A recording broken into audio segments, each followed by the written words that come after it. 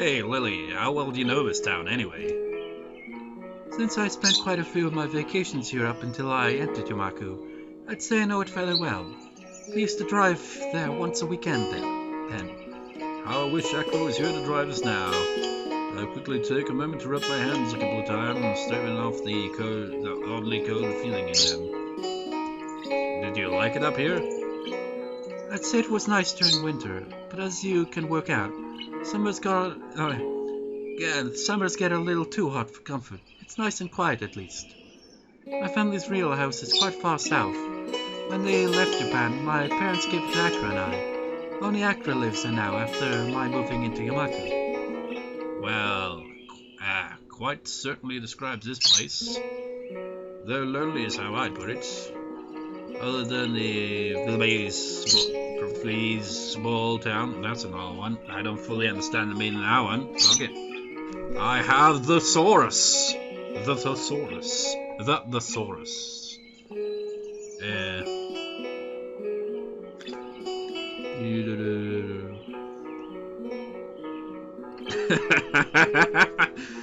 Oh, what are the odds of that? They're just scrolling through it and it's like profane and profanity. First freaking words that just come way in sight there. What the fuck?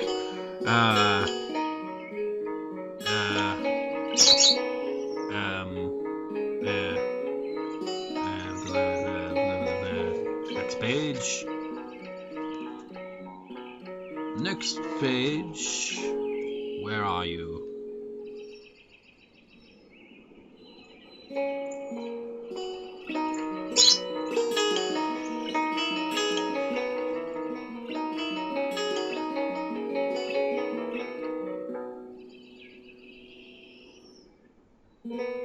Wait.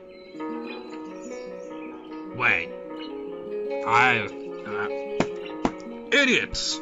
Other than the prophesized small town, there isn't another soul for miles around. There is prophesizes in prophecy, right? I think, maybe. But it's like, it was again, in all words, in my head, I can freaking hear it. As soon as I speak, there. Completely fail. But whatever. Coming from a home nestled deeper in the big city, it's certainly different. I think that if I had not come to Baku, staying out in the country like this would be too much of a change to get used to. After getting accustomed to the school's isolation, though, the idea of living in a place such as this has become almost inviting. To be somewhere away from the hustle and bustle of the metropolitan centers. So, Hisao, have you been to Hokkaido before?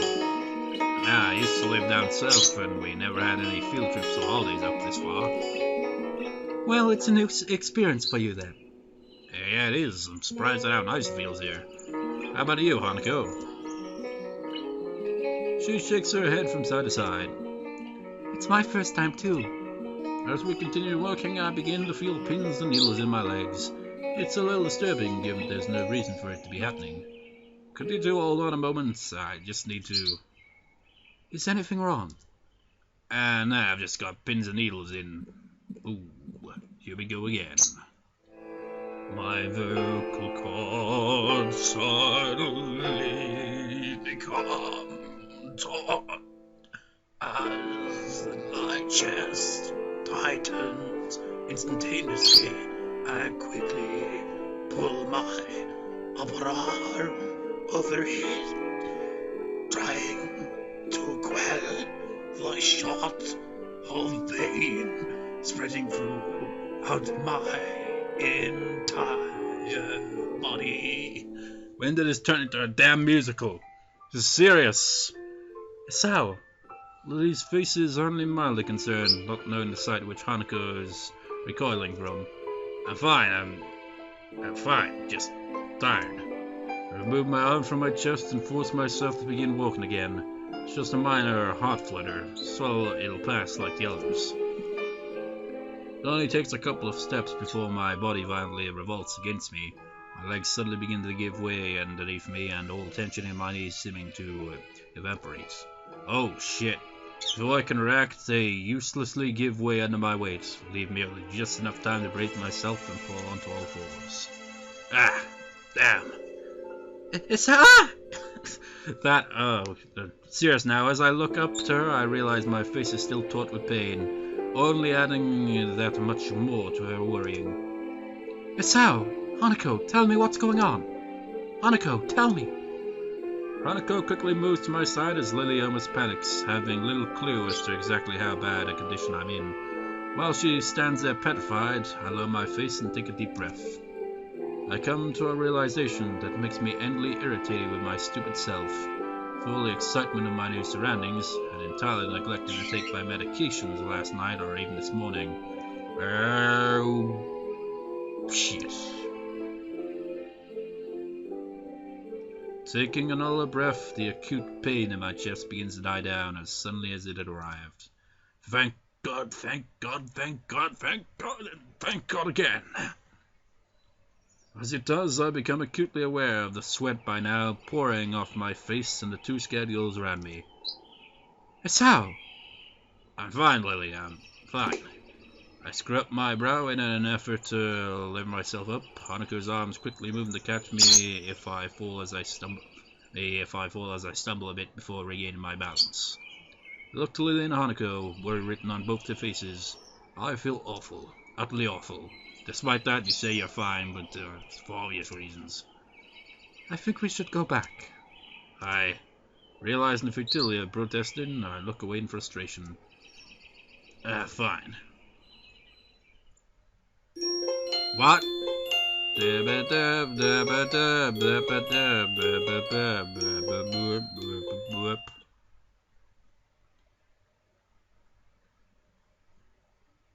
I open my eyes groggily, completely bereft of energy. For a while I simply lie down lifelessly, staring at the ceiling as I review the events of this morning in an attempt to organize my thoughts. Did the whole day get skipped there? We went to walk to town, my heart nearly gave way, we came back, I took my pills, I slept. I can only remember each period of time as a snapshot, but the timeline is clear enough. The memory of the girls' faces as I struggle to stand is an unpleasant one, stinging my feelings harshly. If I look at the ceiling hard enough, I can imagine tile edges and small dimples of the ceiling in the hospital. That fact alone is enough to make me sit up and try to pull myself together. I scratched the back of my dishevelled hair, glancing around the room. Lilly and Hanako are nowhere to be seen, and the television's turned off. The clock above it says it's pretty late in the afternoon. The noticeably reddened sky outside the windows confirm it further. Okay, so it's still the same day. I turn and pick myself off the futon, swaying slightly as I put my arms out for balance. I suppose I'd go there. Better go look for the girls to see if they're alright. To look out the window, I faintly see something in the distance. Straining my eyes, I can just make out the shape of a person's figure. Her long blonde hair, swaying in the faint breeze, makes her almost seem to melt into the bright yellow of the wheat field. Let me guess, a CG. Without a wait till second thoughts, I leave the room to follow that lone apparition. Do. Oh, no, I gotta do it.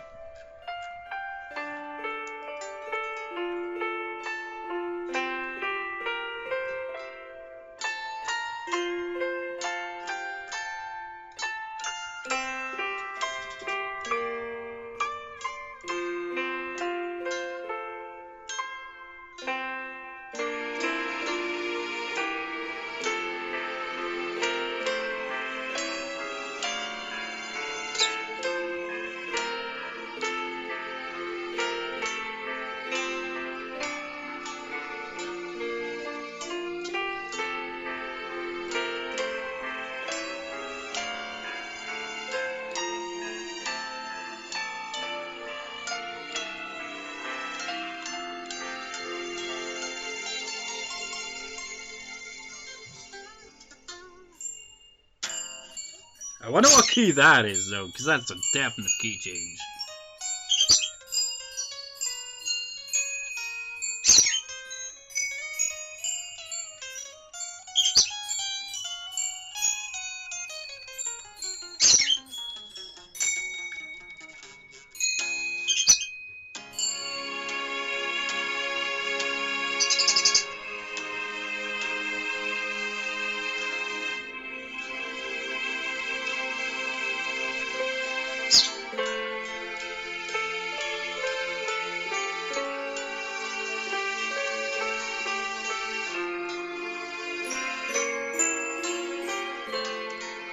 God damn it, I can't figure that out.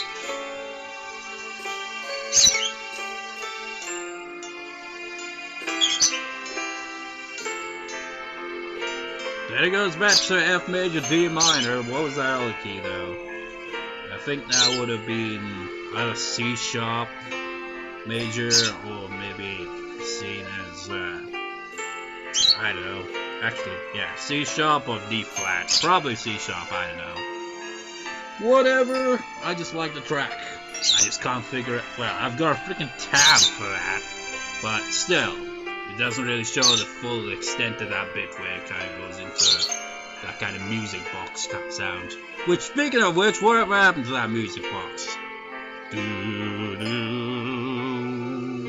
Focus on the scene you tits, headed idiot, get on with it. I can totally picture that character from Monty Python being in the sky saying that. I mean, look at it, it's perfect. The brightness of the setting sun assaults my freshly awoken eyes, forcing me to avert them until they adjust. The long yellow strands of wheat brush against my legs as I wade through them, the densely grown field making it hard to advance. Regardless, my eyes stay fixed ahead, true to that solitary figure. Within minutes I reach her, meters behind her turn back. Lilly. She simply nods. Where's Hanako? She's in bed. She went to sleep after I calmed her down. She says it matter-of-factly, with as few words as possible, as if saying any more was strictly forbidden. There's something different about her. A normally confident figure seems oddly fragile, her body offering no resistance to the breeze blowing in her skirts. The strands of wheat sway from side to side while a deafening pause passes, the only sound being their rustling. As we stand in the field alone, I know what I have to ask. What's wrong, Lilly? You're not acting like you usually do. Remember when I talked to my family, Sal? Your family? I look downwards in thought, sifting through my scattered memories. The event seems to leap ready to hand when I search for it, rising to the surface as soon as it was recalled. After Hanako's birthday party, she gives a single simple nod. It was nice, back then. You and I celebrating with Hanako, simply sharing presents, talking, having fun together. It was almost as if we were a family, one small, misshapen family. I thought that could just go on forever, just three of us, happily together. She takes a long breath, a slight shakiness to it just barely audible through the moving air. Even if my family was so far away, as long as we were together, that was all I needed. I don't want to lose you, Hisao. I didn't even realize how afraid I was of losing someone else until today. I'm sorry, Lilly. I know my body's weak, but even then I made the most stupid of mistakes. Don't apologize. Please, don't apologize. Lilly? She turns to face me, her pale cheeks stained with tears. One misguided step after another, she stumbles towards me, her arms held out in search of so much as a faint brush against me. CG. My heart doesn't race nor pound as I step towards Lilly, gently taking and steadying her in my arms as she quickly clutches to me sobbing. With her face trembling against my shoulder, the next words from her mouth are the last I expected. I love you, Hisao. I love you, I love you, I love you, I love you, I love you. Oh, go away, I beg of you. Ever go. I love you, so please. Spot on voice acting there. Sorry, I'm killing the mood, but it's the best I could do there. So that's why she's been acting like this. Bob Ross! Reminds me of... No, don't ruin the goddamn scene anymore! That tender voice... Wait, that's why she's been acting like this. That tender voice when I called her. The thoughtless concern at the slightest pain I might feel. After having been left in Japan without her family, and with only Akira, Hanako and I around, she's afraid of losing yet another person who was close to her. She was genuinely worried for me. Yeah, it does all add up when you really think about it. I mean, Hisao is being pretty reckless. Every time, like, he just, like, kind of brush off, he's like, ah, don't worry about me. He's like, she freaking cares about you more than you think, you dumb, dense idiot. It's a strange feeling, a mix of surprise and sorrow, and also the deepest gratitude I think I've ever felt. God damn it! Oh no, one of my drones is falling from the freaking wall. Which one is that? No! Whatever, I'll fix that after this, I guess. Feeling that mixes runs on among my conflicting emotions is a calm sigh. You idiots. Hisao? For a fleeting moment, I feel our body becoming still. The only movement to be felt is the calm afternoon breeze. I said it before, didn't I? It's only natural to feel concern about those around you. I'm still here and I'll always be here, because I want to see you more each day, to share in your happiness, to support you in your sadness. But most of all, I'll still be here because I want to see your smile, your true smile. A single gust of wind rustles the long strands of wheat, a second silence passes. Smile when you want to smile, cry when you want to cry. I love you, Lily, so you don't have to hold back anymore. With that, her arms clutch my back as tightly as she can, her face buried beside mine. Her tears fall down my back, and she cries unrestrainedly as the last of her resistance melts away, as the image appears to be moving.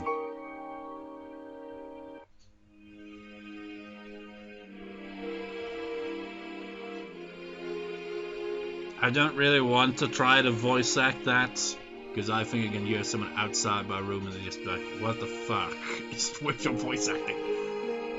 But, okay, Hisao. Yeah, half-assed that was.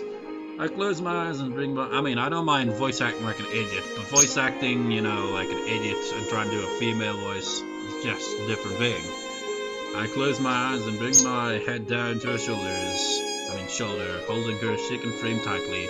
This whole scene was ruined by me. It's okay, Lily. I'll never go away. I promise. We slowly walk back to the house, holding each other tightly as we take a seat inside. Lily leans her head onto my shoulder as I put my arm around her waist. Neither of us has any want to break the silence. With her eyes shut, it's hard to work out while she's fallen asleep. Not that I mind. The warmth of her body leaning against me, the softness of her hand delicately held in mine. For a long, long time we sit leaning against one another, sharing our warmth and feelings as night eventually begins to settle in.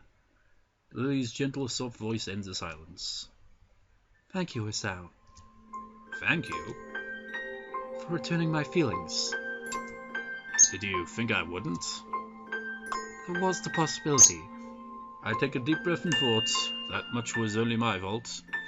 You know, it's always the case, isn't it? Well, in visual novels anyway. Well, actually... Well... saying that, and technically, remember Dark Copper 2? There was a scene of rejection of feelings, wasn't there? I mean, there was the option to accept it as well, and there was the option to reject it to get a different route. But still, that does kind of count, I guess. But nothing like that in this one, though. It's funny, actually. I was thinking of telling you about my own feelings sometime soon. I guess in that way, you've saved me the effort. Who would have thought that a dramatic kind of near-death again for Hisao would lead to him finally confessing his feelings? She raises her head a little and gives a tiny amused giggle. I smile at how earnest it is, so girlish in its lightness. She collects herself soon afterward, her hair resting against my shoulder. Feeling a bit better? She gives a small nod. You're thoughtful, Hisao. That's why I like you.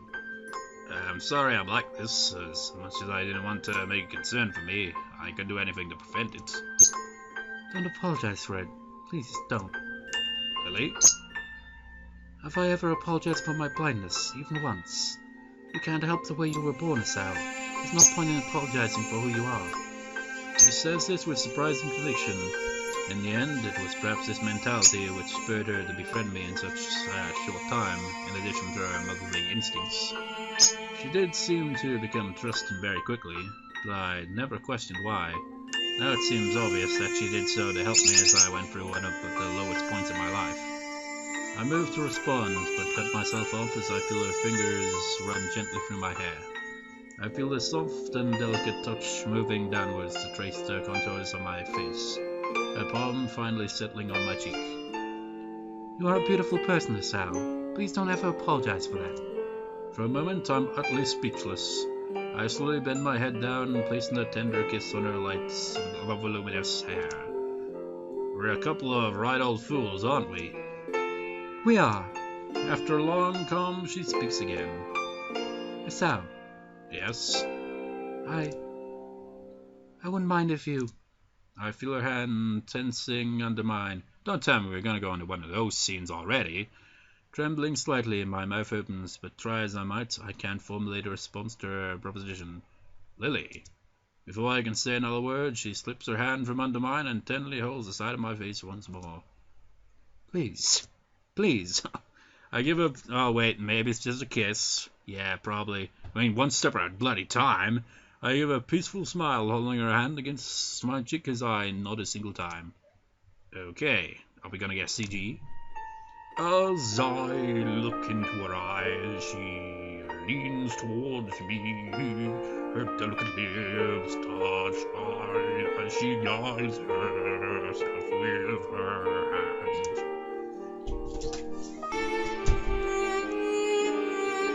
I have food. It is Chinese. I was expecting a good dinner.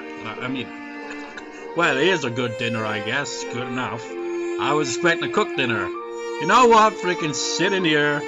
I'm just like recording this. Hisao just kissed Lily, but all we can see is Lily. I'm here, sat here with food on my lap, essentially.